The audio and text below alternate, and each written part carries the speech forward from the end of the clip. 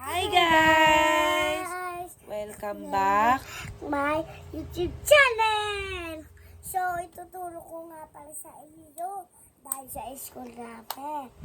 At gumawa si teacher ng letter A. Tapos, ginawa namin sa clay namin. Sabi ni teacher, gamitin namin yung clay namin para gumawa ng letter A! Ay ba yun?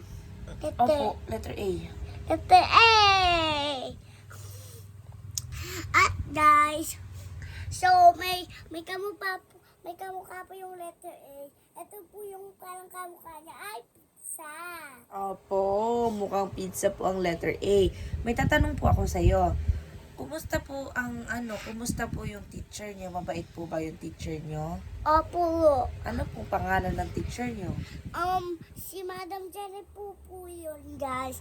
Kasi po, mabait po siya at nagtutulong ng mga bata. Very good. Happy ka po ba sa school? Opo. Kasi po, nilalagyan po kami ni teacher ng star. Wow! Madami ka po bang star? Opo, dati pa po ako nilalagyan ng teacher sa kamay. Dito guys, dito po guys. Kasi po, mabait po tayo guys si Madam Jeremy. Yay! Paano po mo yung mga kaklase mo? Meron ka po bang kalaro sa mga kaklase mo? Opo, si Tisha Mi po. Tsaka po, sino pa po? Wala na po, hindi ko po bati yung nanunulak sa akin. Tinutulak ka po? Hindi, yung matabang po namin classmate, mama. Natulak ka? Opo, pero gusto sana ko. Okay lang po, hindi naman yata sinasadya.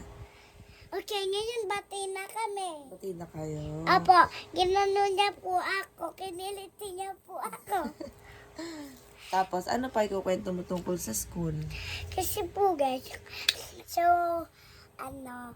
sinalan ng isang bata.